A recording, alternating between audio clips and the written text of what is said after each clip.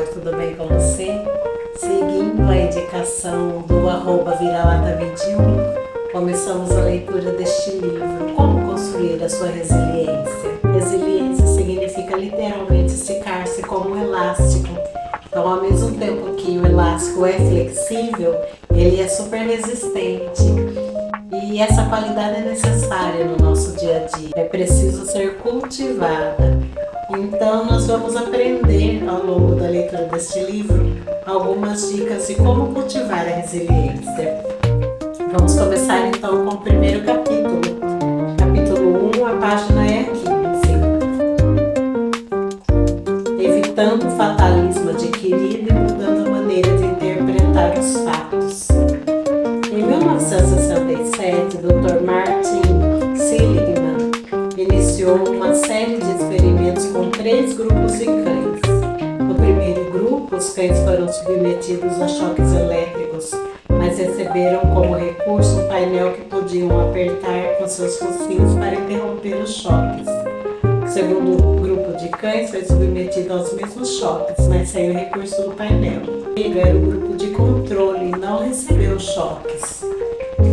Os cães do primeiro e do terceiro grupo recuperaram-se bem dos experimentos, mas os cães do segundo grupo, aqueles que não conseguiam de modo algum fazer com que passassem os choques, desenvolveram sintomas semelhantes à depressão.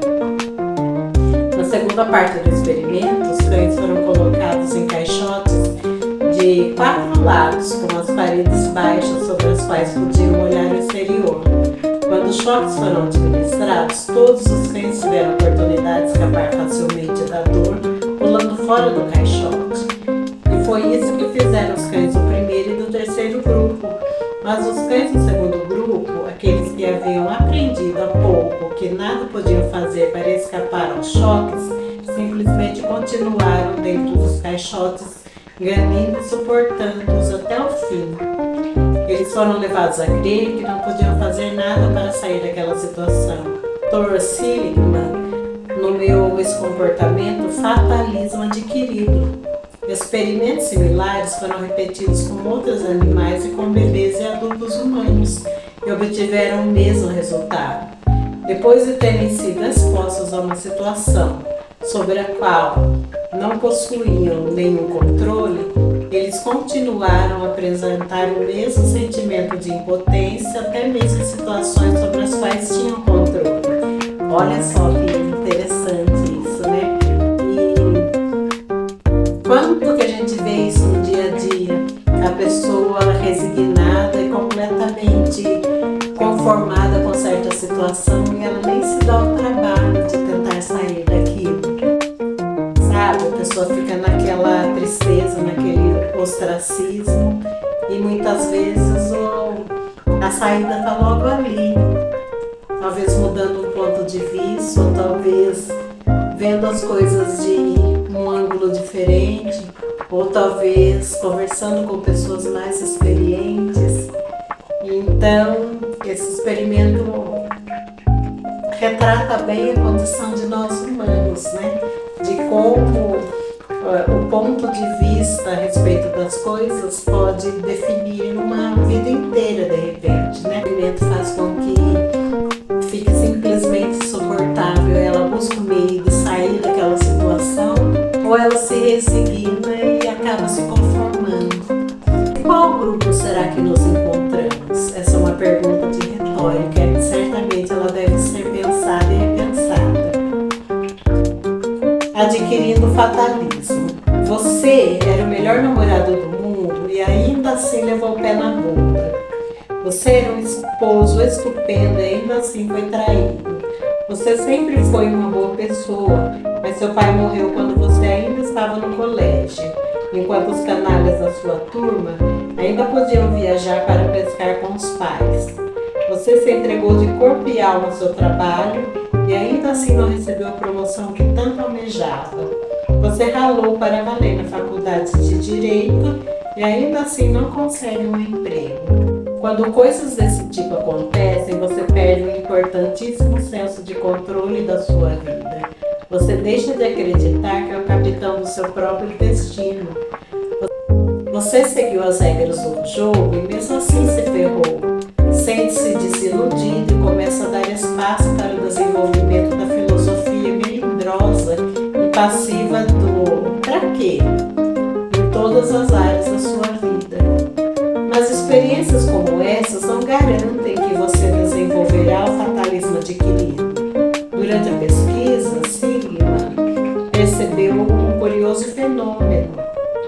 Todos os experimentos apresentaram uma razão constante.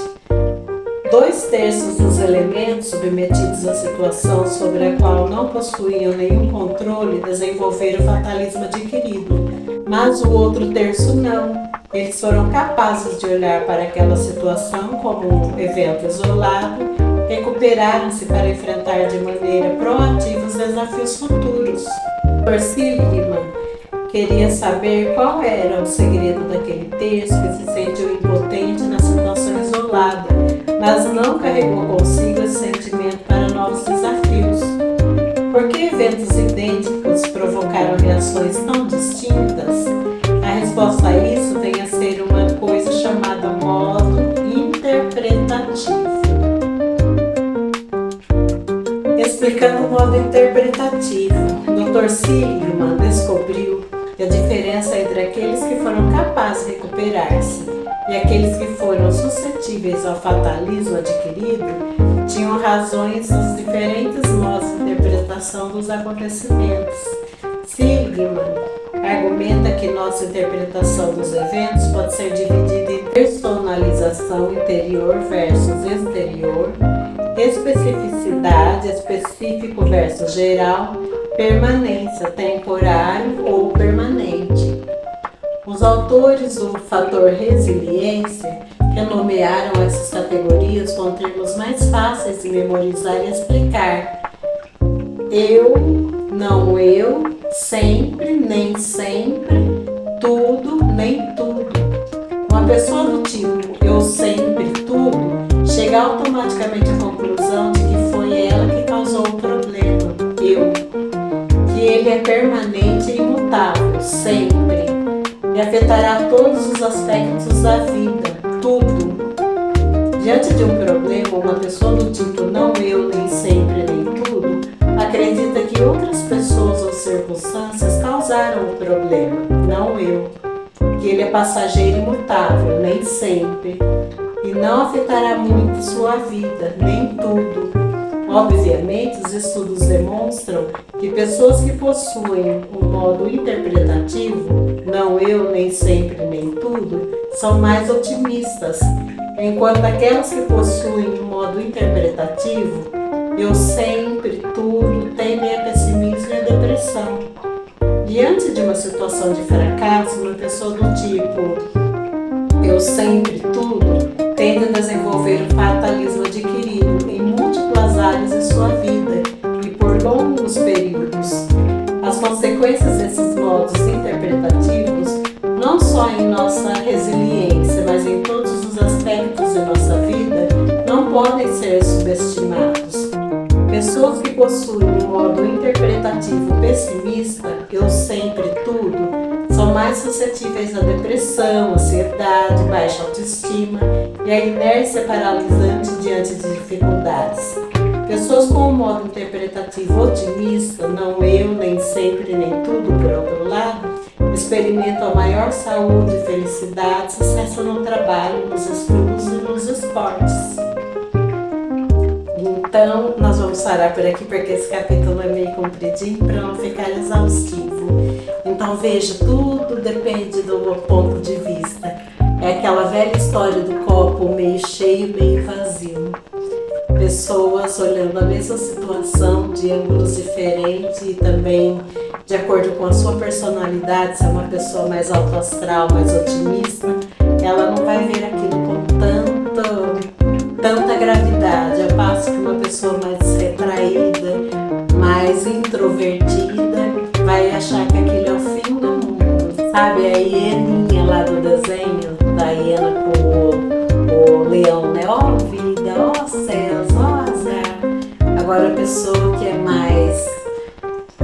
tem mais jogo de cintura, digamos, ela vai analisar analisar a situação, ela vai ver o que ela pode tirar de proveito daquilo, porque a gente aprende não só com os erros, mas também com os acertos, e ela vai repensar, né?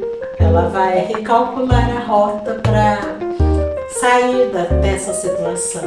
Então, o modo que você reage aos desafios vai definir se você é uma pessoa fatalista ou se você é uma pessoa otimista.